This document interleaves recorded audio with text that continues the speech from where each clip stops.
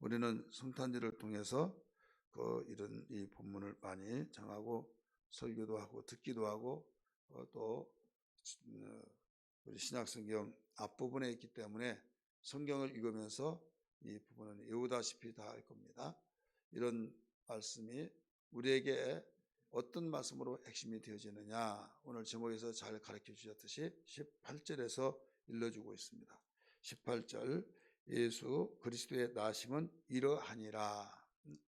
예수 그리스도의 나심은 이러하니라 하면서 설명이 되어 있죠.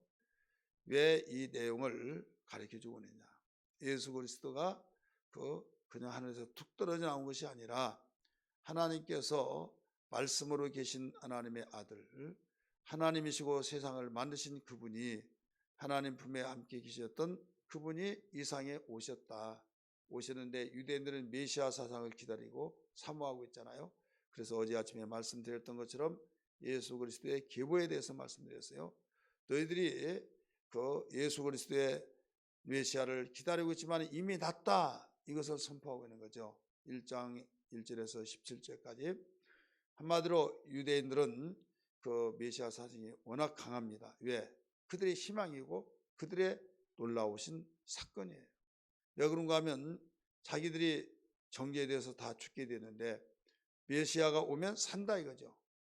예를 들어서 환자가 사형 선고를 의사로부터 받았을 때 그 사형 선고를 받으면서 이제 며칠뿐이 못 산다, 시한부 인생이 됐다 이거죠. 그러면 그래, 뭐 내 운명이 그런다니까 별 수 없지 하고 그들을 있겠느냐 이거죠.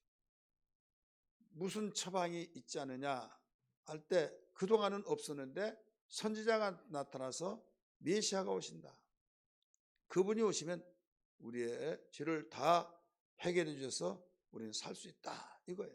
그러니 귀가 얼마나 번쩍 뜨겠어요.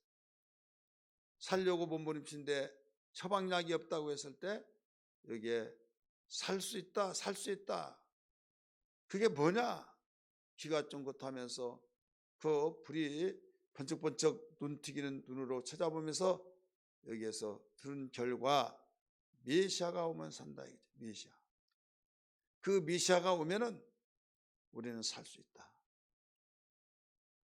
보라, 처녀가 아들을 낳으니 그 이름을 임마누엘 하리라 하면서 그는 우리와 함께, 하나님이 우리와 함께 계신다는 뜻이다. 이사야 7장 14절에 이사야가 예언을 했어요. 처방약이 있다고. 그러니 그때부터 메시아가 오기만을 기다리고 이제나 저제나 올 것이냐, 하늘에 이상한 구름만 뜨더라도 언제 올 것인가 하면서 기다렸다. 그 대표적인 걸로 요한복음 1장에 나다나엘이 무화과나무에서 기다렸던 사건을 알 수가 있잖아요. 그렇게 기다렸다. 근데 이미 그리스도가 이 세상에 태어나셨어요. 나타나셨어요. 그럼에도 불구하고 그들은 아니라는 거죠. 아니라고 했을 때 그들에게 나타나셨다는 것을 역사적인 근거로 가르쳐 주셨는데, 그게 계보로서 여기 1절부터 17절까지 가르쳐 줍니다.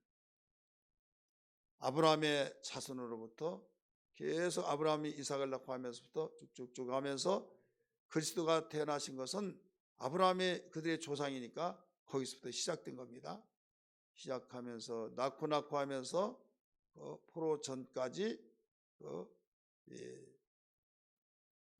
14대, 포로 후에 14대, 포로 전 이전에 또 그 이전에 14대. 그래서 다윗까지 14대다 이거죠. 아브라함부터 다윗까지 14대, 다윗부터 포로까지 그 전까지 14대, 또 포로 후부터 14대. 그래 결국 42대 손이다 이걸 일러준 거예요.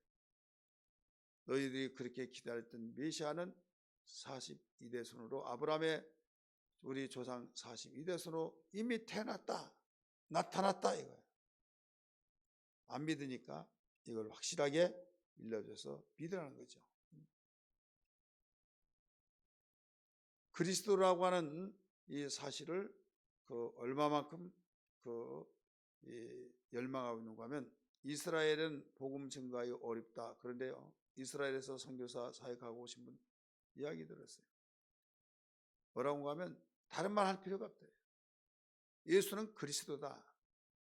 예수는 그리스도다. 설명할 필요가 없대요. 왜? 그들은 예수가 누구라는 걸 알고 근데 그리스도라는 사실만을 증거해 주면 된다 이거죠. 그러니까 그들은 그리스도가 어떤 사람인지 알지 않아요. 우리는 이방인들은 그리스도가 누구냐 설명을 해야 하는데 그들은 설명할 필요가 없다 이거죠. 왜? 구약의 사상이 그들이 열망하고 흠모하는 그분 그리스도 메시아 바로 예수는 메시아다. 그 말만 하고 있으면 그들이 모든 것을 다 알아듣는다 이거죠. 그 그리스도가 복음이잖아요. 왜? 그가 오면 산다. 깊은 소식. 그러면 이제는 그들에게 자상하게 그 나심이 어떻게 해서 그 나셨냐 거기에서 일러주면서 여기에 믿지 못하고 의심하면서 아니라고 하고 기다리면서 이미 태어났는데 이미 이상에 나타나셨는데 지금까지 기다리고 있는 그들이 안타까워서 그리스도가 나심이 이와 같다 하는 것을 일러주고 있는 말씀이 오늘 본문의 말씀입니다.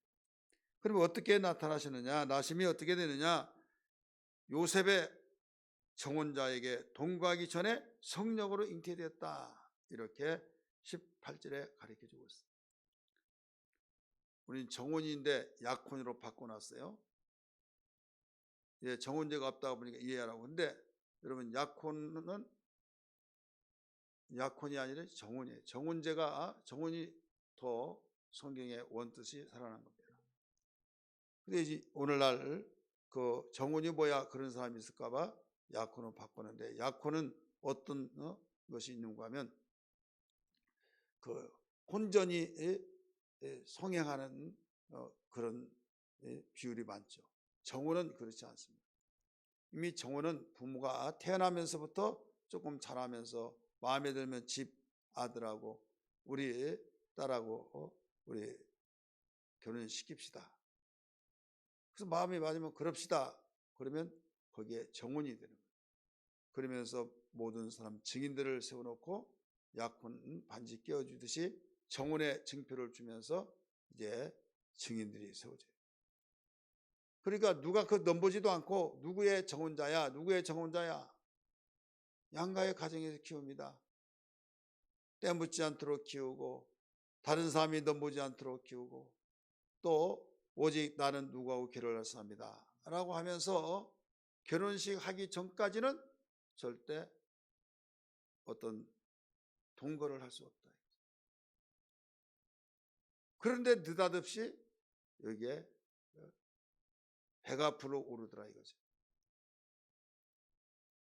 이것은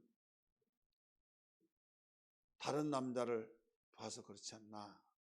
정혼자 요셉이 그렇게 생각을 할 수밖에 없지 않습니까? 왜? 남자 없이 임신할 수가 없잖아요. 그러니까 배부러 오는 걸 보면 누군가 어떤 남자는 모르지만은 임신을 그자가 시켰다.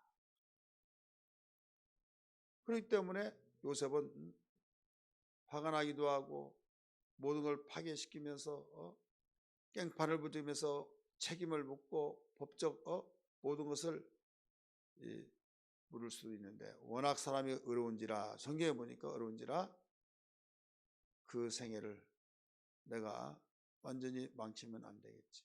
나만 참으면 된대. 슬그머니 끊으려고 했는데 그날 밤에 또 요셉에게 주의 사자가 현몽하기를 네가 네 앞으로 아내 될 사람을 데려오는데 번민하지 말아라. 무수하지 말아라 하면서 그는 네가 생각했던 대로 다른 남자를 봐서 잉태된 것이 아니다. 이거예요. 성령으로 잉태된 것이다. 이걸 일러주고 있는 거죠. 이것이 19절에 나오죠. 19절 같이 읽을까요? 20절까지 시작. 그의 남편 요셉은 어려운 사람이라 그를 드러내지 아니하고 가만히 끊고자 하여 이 일을 생각할 때 지금 의심하고 있을 때 다른 사내를 통해서 임신했다라고 생각할 때 주의 사자가 현몽하여 이르되 다윗의 자손 요셉아 네 아내 마리아 데려오기를 무서워하지 말라. 그에게 잉태된 것은 성령으로 된 것이라. 네가 생각한 대로 다른 사내를 통해서 잉태된 것이 아니라 이 말이에요. 그러니까 여기에서 그만큼 그 아주 자기가 생각하고 있는 것을 꿰뚫어 보고, 비록 여기서 꿈이라고 했지만은 주의 사자가 현몽했다고 그랬어요. 여기에서 음성을 통해서도 가르쳐 주겠지만 꿈은 그림이죠. 꿈은 현실과 같잖아요. 음성은 그냥 소리만 나와서 메시지만 전달해 주죠. 여러분, 그림을 보면서 교육하면 더 효과가 크잖아요. 그리고 환상을 보면 막 거기에 깜빡 나자빠지죠. 그렇게 말씀을 믿고 말씀이 최고라고 하면서 환상하면 잘못 보면 그 길로 가서 완전히 망치는 거예요. 제대로 본 놀라운 축복이 되지만. 그래서 지금 요셉에게는 심각한 문제가 되고, 나중에 또 알게 되면 본인이 착하여서 의롭기 때문에 발설하지 않는다 할지라도 나중에 소문이라는 것이 여러분 그렇게 누룩이 퍼져나가면 어마어마한 무시무시한 바로 파괴력을 가지고 있잖아요. 그렇기 때문에 하나님께서는 지금 이 문제를 수습해 주고 이 문제를 해결해 주기 위한 것은 다른 거 없어요. 요셉의 입을 막아야 된다. 요셉의 입을 막아야 하는데, 요셉은 지금 아무 소리 않고 워낙 착하기 때문에 성경 오직 하면 의로운지라 이렇게 했잖아요. 워낙 착하고 마음 착한 요셉이 입을 누가 막으라고 이전에 본인이 막았어요. 그런데 다른 사람이 입을 스스로 만들어서, 왜? 남자 없이 태어난 사람 없잖아요. 스스로 태어난 사람 없잖아요. 그러니까 누구가 보더라도 이것은 누군지는 모를지라도 누가 이렇게 바로 누구하고 이렇게 해서 임신됐지 않느냐 하면, 요셉이 또 슬그머니 끊어버리면 봐라, 논리가 그렇잖아요. 요셉이 결국은 지금 요셉과 헤어졌지 않느냐, 뭐 보나마나 완전히 비디오다 이렇게 생각하면서 자기들의 추측에 의해서 입이 가려워서 가만히 있을 수 없다. 이것을 하나님은 아시기 때문에 그걸 막아내기 위해서 요셉에게 주의 사자를 통해 현몽해서 꿈으로 현몽하여 그림으로 보여준 거예요. 그림으로. 그러니까 천사가 천사로 여기지 않고 그냥 이 천사인데 서로 나타나서 얼굴을 봐가면서 그 다음에 나중에 사라지면서 딱 눈을 떠보니까 꿈이었더라 이거잖아요. 세 번째는 이제 이름까지도 거기에 이렇게 지어줘라 이걸 가르쳐줬어요. 이름을 예수라 하라 가르쳐줬잖아요. 그 뜻까지 가르쳐주죠. 그는 이는 그가 자기 백성을 그들의 죄에서 구원할 자심이라, 구원자란 이름으로 이름까지로 밝혔다 이거죠. 그러면서 마지막으로 이렇게 된 것은 그냥 된 것이 아니라 선지자들이 열망하고 선지자들이 증거했던 그 모든 것을 이루려고 하기 때문이다. 22절 가르쳐주고 있죠. 이건 이사야 7장 14절의 말씀을 인용한 거예요. 이 모든 일이 된 것은 주께서 선지자로, 이 선지자는 이사야 선지자를 말하고 있죠. 선지자로 하신 말씀을 이루려 하심이니 이르시되 하면서 23절에 가르쳐줬잖아요. 보라, 처녀가 잉태하여 아들을 낳을 것이요 그의 이름은 임마누엘이라 하리라 하셨으니 이를 번역한 적 하나님이 우리와 함께 계시다 함이라. 이 말씀을 이루기 위한 것이라고 했어요. 근데 왜 예수라고 했나? 이 아들을 낳으면 이름을 임마누엘이라 하라 해야 하는데 왜 21절에서는 예수라고, 또 인용은 23절 임마누엘이라고 하는 이 내용을 말씀하고 있나 생각하겠지만은, 임마누엘은 하나님이 우리와 함께 계시는 성령이 임하여서 영원히 떠나지 않은 거기까지를 넓은 확대시킨 거예요. 그렇기 때문에 임마누엘이라고 하는 이름은 그 본명이 아니에요. 본명은 예수예요. 죄 가운데 구원할 자라는 뜻을 가지고 하나님은 우리와 함께 계시다.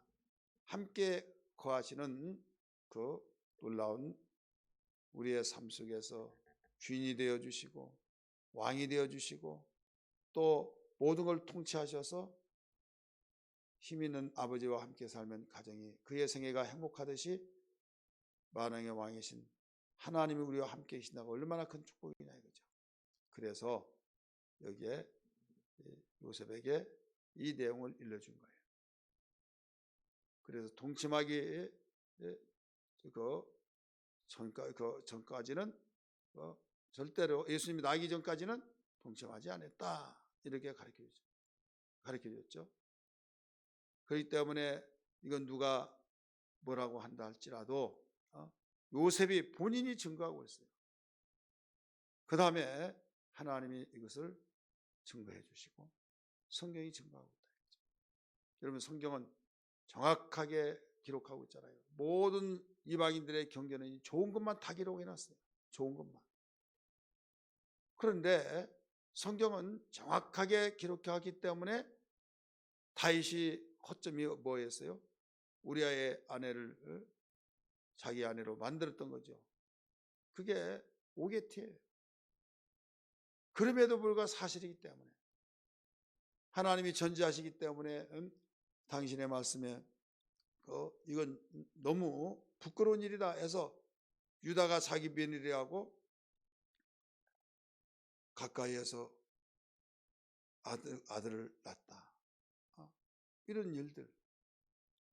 그렇기 때문에 이런 사건들을 왜 기록했냐 이거죠. 사실이니까. 여기에서 사실이기 때문에 사람이 이해로 할 수 없는 예수님을 이 세상에 태어나신 그 장면, 나심이 일환이라면서 사람들이 생각한 대로 어떤 남자를 통해서 바로 임신했다, 잉태됐다 이렇게 생각할까 봐 유대인들에게 이걸 확실히 가르쳐주고 모든 사람들에게 가르쳐주기를 천지를 말씀으로 창조하신 분이 무엇을 못하냐 이거죠. 우리는 못하지만 하나님은 하시기 때문에 성령으로 잉태되었다라는 것을 밝혀주고 있죠. 이것은 구약의 선지자가 했던 말을 성취하기 위한 것이다 라고 일러줬죠. 그러므로 오늘 우리는 기도할 때 예수 그리스도의 나심이 성령으로 잉태되었다. 그리고 구약 성경의 이유를 이루기 위한 성취의 과정이었다 하는 것을 기억하면서 지금 이 시대는 성취된 내용이죠.